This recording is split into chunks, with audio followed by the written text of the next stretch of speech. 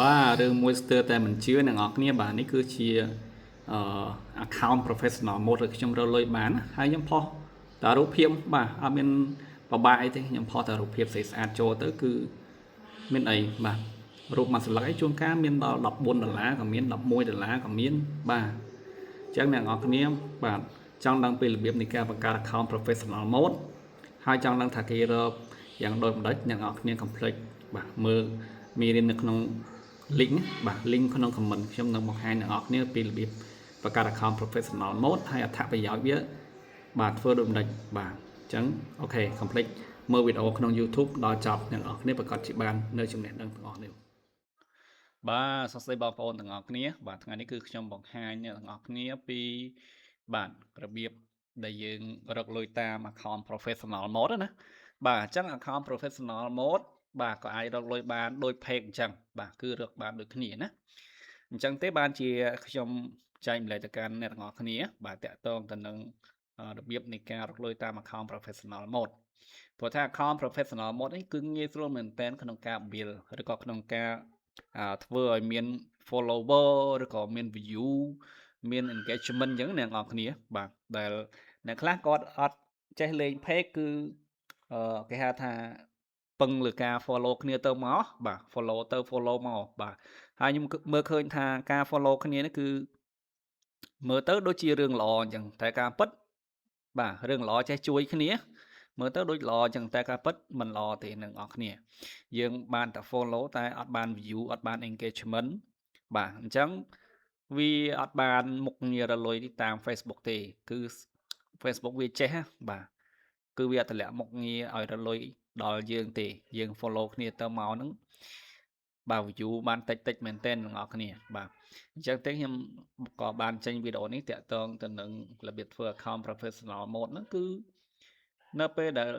មាន friend add មកយើងច្រើនឬក៏យើងទៅ add ទៅគេអញ្ចឹង friend ទាំងអស់ហ្នឹងគឺខ្លាចទៅជា follower របស់យើងនឹងឯងបាទអញ្ចឹងបានជាខ្ញុំធ្វើ account professional mode គឺ account ស្រីស្អាតបាទខ្ញុំធ្វើចេញពីស្រីស្អាតទៅគឺនៅពេលដែលផ្ទុះ friend add មកនៅពេលដែលផ្ទុះ friend add មកគឺយើង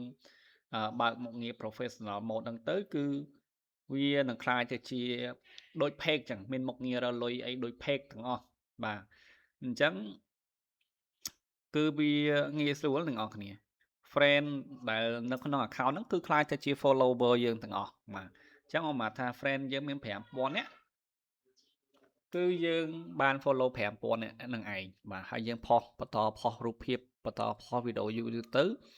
friend ឬក៏មនុស្សម្នាដែលគេចូលចិត្តរូបភាពយើងហ្នឹងគឺចាប់ដើម follow ចាប់ដើមចុច follow យើងណាបាទកាលណាចុច follow យើងគឺយើងបាន follow ច្រើនទៅហើយអឺយើងមានឱកាសច្រើនក្នុងការរកលុយចេញពី account professional mode ហ្នឹងឯងបាទអូខេបាទអញ្ចឹងទេអ្នកនរគ្នាក៏មើលរំលងបាទក៏មើលរំលង account professional mode ហ្នឹងឯងបាទ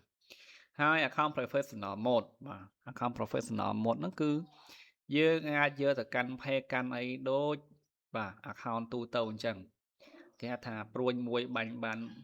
សัตว์ពីរអ្នកនរគ្នាមានន័យថាយើងកាន់ page បាទដើម្បីកាន់ page ឲ្យផ្ទុះគឺយើងត្រូវលេង admin ឲ្យ active បាទអញ្ចឹងយើងលេង admin ឲ្យ active មានន័យម៉េចគឺមានថាយើងអាសាផុសរូបនៅក្នុង account professional mode យើងហ្នឹងអាសាផុសរូបពេលណាដែលផុសរូបទៅមាន friend គេចុច like យើងចុច like រូបយើងចុច comment រូបយើងអញ្ចឹងយើងទៅ reply ឬក៏យើងទៅតប comment តបអីគេហ្នឹងហើយយើងយក account យើងហ្នឹងយកទៅ comment មួយ friend នៃai លេងដូច account ទូទៅអញ្ចឹងនៅពេលដែលយើងលេងទៅគឺ account យើងហ្នឹងវា active account active យើងទៅផុស page ទៅបាទយើងកាន់ page ណាយើងផុស page ទៅគឺ page យើងក៏ active បាទអញ្ចឹងយើងផុសវីដេអូផុសរូបភាពទៅគឺឆាប់បាន view មានន័យថា Facebook វារុញឲ្យមនុស្សម្នាឃើញ page យើងណាបាទយើងធ្វើអញ្ចឹងផ្លេចខ្លួនទៅ account professional mode ដែលជា admin កាន់ page ហ្នឹងវាបើកមុខងាររកលុយបាទជាក់ស្ដែងខ្ញុំធ្វើអញ្ចឹងតែញឹកគឺខ្ញុំធ្វើក្នុងគោលដៅកាន់ page ទេប៉ុន្តែដល់ផ្លេចខ្លួនវា invite មុខងាររកលុយឲ្យយើងបាទព្រោះថា យើង active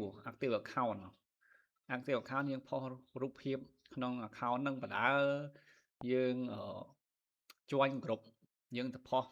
បាទទៅផុសរូប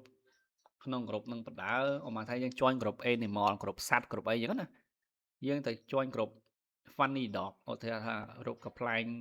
ឆ្កែរូបឆ្កែកំ pl ែងយើងទៅ join group រូបឆ្កែកំ pl ែងហ្នឹងយើងទៅផុសរូបភាពទៅផុសរូបឆ្កែផុសរូបអីដែលជាកំ pl ែងនៅក្នុង group ហ្នឹងទៅគឺគេចុច like ចុចអីវាឡើង engagement បាទមានការ comment មានការ like បាទហើយបើយើងមានពេលទៅតប comment គេផងបាទតប comment គេទៅគឺនឹងបាន engagement បាទដល់យូរទៅវាបែរទៅជាបានមុខងាររលួយចេញពី account ទៅវិញវាអត់បានទៅវា page យើងអត់សូវមានសកម្មភាពវាអត់បានមុខងាររលួយចេញពី page តែវាបានមុខងារចេញពី account វិញបាទអញ្ចឹងអាហ្នឹងគឺបទពិសោធន៍ដែលខ្ញុំទទួលបានកន្លងមកបាទអញ្ចឹងអាហ្នឹងគឺហៅថាក្បួនមួយបាញ់បានចាពីណាយើងបើយូរទៅបើមិនបានមុខងាររលួយចេញពី page វាបែរទៅជាបានមុខងាររលួយចេញពី account professional mode យើងទៅវិញបាទអញ្ចឹងអ្នកនរគ្នាកុំភ្លេចបាទប្រាប់មកប្រាប់ទៀតគឺយើងអាចរលួយចេញពី account professional mode បានបាទហើយអ្នកនរគ្នាស្ដាប់ដែលយើងចិត្តទុកដាក់ហើយកុំភ្លេចអនុវត្តទៅបាទហើយនៅពេលដែលយើងមាន account professional mode ឬ account ស្អាតដែលមាន friend ច្រើនអញ្ចឹងណាគឺយើងងាយមែនទែនមានន័យថាយើងអាច invite បាទ invite គេឲ្យចុច like page យើងអ្នកនរគ្នាបាទ invite គេឲ្យចុច like page យើងទៅអញ្ចឹង page យើងហ្នឹងគឺនឹងទទួលបាននៅ follow បាទទោះមិនបានច្រើនក៏បានខ្លះដែរបាទហើយសិតតែជា follow បរទេសទៀតបាទហ្នឹងគឺជារបៀបដែលគេធ្វើហើយភាគច្រើនគេបាទថាជាអ្នកមួយចំនួនគេអត់ប្រាប់យើងទេតែឥឡូវខ្ញុំប្រាប់ទៅចុះបាទហើយនេះជាក់ស្ដែងខ្ញុំបានបង្ហាញថាខ្ញុំនឹងបានទៅ join group ស្អាតអញ្ចឹងណាបាទ join group Angela Jolie នេះ Angela Jolie បាទ join group គេអញ្ចឹងណាយើងទៅ search group គេមើលបាទ search group ស្អាតអញ្ចឹងណាបាទឬក៏អ្នកនរគ្នាអាចទៅ search មើល AI សួរ AI មើលថាតើស្អាតក្នុង Facebook group ស្អាតក្នុង Facebook ចំនួន5មានឈ្មោះអីគេអញ្ចឹងគេប្រាប់យើងហើយមាន Angela Jolie មានស្អីហ្នឹងយើងទៅ search group គេហើយជួញទៅជួញ group គេហើយយើងគេផុសអីយើងផុសនឹងដែរអញ្ចឹងណាបាទគេផុសអីយើងផុសនឹងដែរទៅគឺមានថាជួញ group Angela Jolie យើងផុស Angela Jolie ទៅគឺមាន fan គេចុច like រូបយើងហើយ comment រូបយើងហើយអញ្ចឹងកាលណាគេ like គេ comment រូបយើងគឺរូបយើងនឹងវាបាន engagement អញ្ចឹងអ្នកនរគ្នាបាទមាន view មានអីអញ្ចឹងបាទអញ្ចឹងជាដើមហេតុធ្វើឲ្យ Facebook វាបើកមុខងាររលុយដល់យើងបាទអូខេហើយមួយទៀតរបៀបធ្វើណារបៀបធ្វើគឺធ្វើដោយម្ដេចអ្នកនរគ្នាមានថារបៀបបើកមុខងារ account professional mode ហ្នឹងគឺយើងបើកយ៉ាងដូចម្ដេចបាទអញ្ចឹងអ្នកនរគ្នាអាចចូលទៅកាន់ account យើងមកបាទហើយយើងចាំបើសិនជាអាចយើងចាំ account យើងហ្នឹងឲ្យមាន friend ច្រើនសិនចាំបើកមុខងារហ្នឹងអ្នកនរគ្នាចាំយ៉ាងហោចណាស់ក៏មាន1000នាក់ឬក៏ 1K អីសិនដែរចាំយើងបើកមុខងារហ្នឹងបាទហើយនៅក្នុងពេលនេះគឺខ្ញុំគ្រាន់តែធ្វើជាឧទាហរណ៍បង្ហាញដល់អ្នកគ្នាទេបាទអញ្ចឹងនេះខ្ញុំប្រាប់ពីរបៀប add អញ្ចឹងណាមួយថ្ងៃយើង add friend ទៅគេមួយថ្ងៃ5មួយថ្ងៃ5ទៅអញ្ចឹងយូរទៅគឺយើងនឹងផ្ទុះ friend add មកយើងវិញអញ្ចឹងណាបាទព្រោះដំបូងដៃ account យើងហ្នឹងអត់មាន friend ទេអញ្ចឹងយើង add ទៅគេមុនណា add ទៅគេមុនមួយថ្ងៃ5តែជាមួយអាទិត្យអីហ្នឹងផ្ទុះ friend add មកយើងវិញហើយបាទអូខេអញ្ចឹងនៅពេលដែលមាន friend add មកយើងច្រើនចាំយើងបើកមុខងារ professional mode ហ្នឹងណាបាទអូខេអញ្ចឹងតោះឥឡូវខ្ញុំសូមបង្ហាញអ្នកនរគ្នាពីរបៀបបើក account professional mode ហ្នឹងយកតែម្ដងបាទក៏ប៉ុន្តែទៅរូបនេះគឺខ្ញុំ voice over អ្នកនរគ្នាវីដេអូហ្នឹងគឺខ្ញុំនិយាយឡើងវិញទេព្រោះថតឲ្យមួយសារហើយអត់លឺសំឡេងឥឡូវខ្ញុំក៏ថតម្ដងទៀតបាទនិយាយ2ដងហើយបាទអញ្ចឹងយើងចូលទៅកាន់ account យើងមកហើយយើងចុចសញ្ញាទ្រា3នៅខាងស្ដាំនោះខាងលើពីងស្ដាំហ្នឹងណា ចុចមកគឺយើងនឹងឃើញពាក្យថា turn on professional mode បាទបើកមុខងារ professional mode បាទបើ account យើងដូច page អញ្ចឹងអ្នកនរគ្នាបាទឃើញទេអញ្ចឹងវាមានស្អីនេះច្រើនបាទអូខេអញ្ចឹងគឺគេណែនាំយើងមិនហ្នឹងគឺយើងចូលទៅបើកទៅណាបាទអានេះខ្ញុំសូមបកក្រោយបន្តិចខ្ញុំបង្ហាញម្ដងទៀតនេះ turn on professional mode ហ្នឹងហើយចុចមកបាទចុចនឹងក្រោមមកកន្លែងហ្នឹងបាំងបន្តិចហ្នឹងអ្នកនរគ្នាកន្លែងហ្នឹងបាំងបាទហើយយើងលើគេបាទយកpublic suggest នោះយកលើគេរូបផែនដីអ្នកនរគ្នាយកហ្នឹងមកយេបាំងហត់ចឹងបាំងបាទហើយកាលពីមុនគឺយើងអាចដាក់បានតា digital creator ឥឡូវវាមានដូច page អញ្ចឹងឲ្យយើងរើស category អញ្ចឹងណាឲ្យយើងរើសមានច្រើនតែឥឡូវខ្ញុំរើសយកតែ digital creator ហ្នឹងទេបាទអញ្ចឹងយើងចុចទៅគឺតែប៉ុណ្ណឹងគឺដូច page យើងអញ្ចឹងដូច page ទូទៅអញ្ចឹងណាមានមុខងាររលុយមានអីមក play បាទមាន content monetization មានអី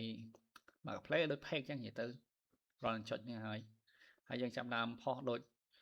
page ទៅផុសរូបភាពផុសអីហ្នឹងបាទនោះមានបាទហើយកន្លែងនេះគឺខ្ញុំដាក់រូបស្អាត profile អញ្ចឹងវាចាប់វាអត់ recommend អ្នកដែលក្រោមអាយុ18ឆ្នាំណាចាំបើយើងអត់ចង់ជាប់អញ្ចឹងយើង profile ហ្នឹងយើងដាក់រូបសាមញ្ញបំផុតទៅវាអត់ជាប់ទេនេះប្រហែលជាវាចាប់ហើយអញ្ចឹងនេះមានមុខងារ monetization ដែរ